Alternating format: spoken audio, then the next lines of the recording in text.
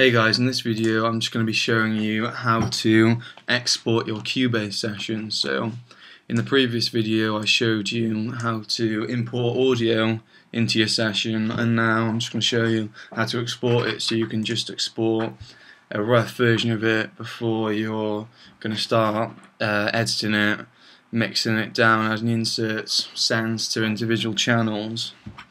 So yeah, this export could be really useful if you're in a band, you want to send the track or the recording around to all your different band members before you start mixing it down, so they'll be able to get ideas of what needs tweaking and stuff. So anyway, yeah, you're going to want to start by setting the left and right locators. So if you go to the top of this bar here, which shows the time at the moment, if you right click it you can change it to bars, beats, time code, samples.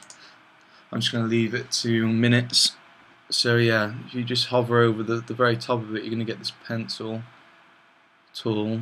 Just want to click on that and drag it and set your left and right locators. So this is where it's going to this is then going to tell Cubase what to export. So I've left about a 2-second time gap at the start and at the end.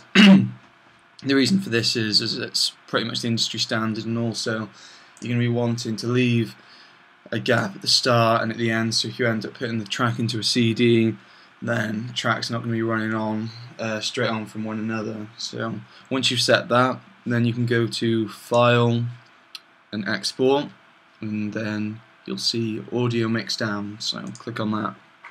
Right, so first of all, when this window comes up, at the left hand side of the window you're going to see the channel selection.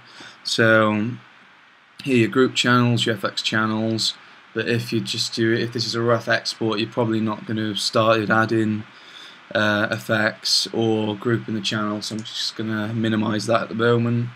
Down here is probably the most important, audio channels. If you click on these, then this will tell Cubase to export the separate audio channels. So say if you to select all of them, then you're going to end up with about 12, well, I have 12 audio channels in here, so I'll have 12 separate audio files. But say if you only have 2, then you'll have 2, but just if you want to export the audio channels separately, then just highlight these boxes down here. But I'm just going to export the stereo out, so that's the Cubase session, how it sounds with all the audio channels together. So yeah, I'm just gonna leave that stereo out there. Then if you come over to the right hand side, you have file location first of all. So this is just the name of your audio export. So I'm just gonna call this, just call it practice for the moment.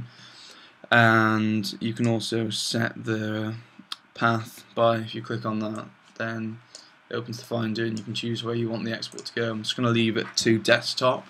File format, you can change it to MP3, AIFF. Say if you're sending this rough version to all your band members, you're going to want to probably click it MP3, because you can send it on email pretty easily. Sample rates here, I'm just going to leave them as it is, but if you want to get your track sounding absolutely perfect in quality, then you're probably going to be wanting to mess around with the sample rates and the bit depth. I haven't really gone into that in detail, so I wouldn't be able to tell you what's the best sample rate, what's the best bit depth. What I can tell you though is they're not really going to make it as much of a difference if you leave this as it is here. That's the standard in Cubase. People's audio systems, they're not really going to be able to pick up the bad bits in your track. It's going to sound the same in quality. Real-time export. Right, this is probably one of the most key things when exporting, because I've had the CPU overload error quite a few times while trying to export in real time, so just going to leave that there. Basically that means that it'll export the track in the time the track takes to go to play, so in this case it'll be 3 minutes. Mono down makes it if you want to bounce it to mono, but I want to bounce to stereo, so pan tracks, split channels, I'm going to leave that, and left to right channels, that's if you want to only export the left and the right channel. So say if you're in a 5.1 studio, then you're going to want to leave that blank, but if you leave that blank anyway, it's just going to export the stereo, so just leave that, and then you're ready to export. This is just going to pull your audio tracks, and you can set the pull folder. I'm just leaving that blank just as practice.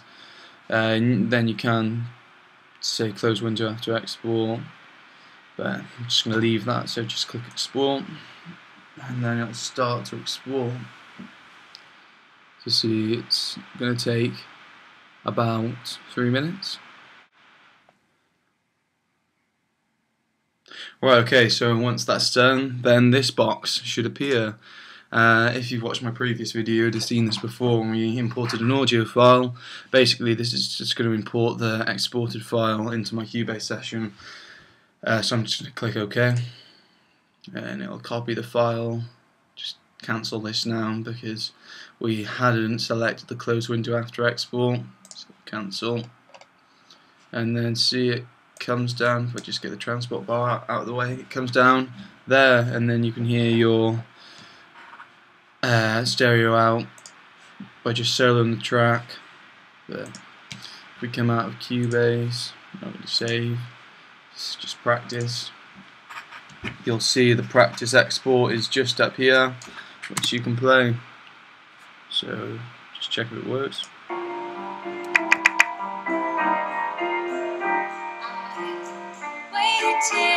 Yeah, and there you go, it works. So yeah, that's how to export a Cubase session. Thank you very much, and just keep checking my channel for more videos. Thank you very much.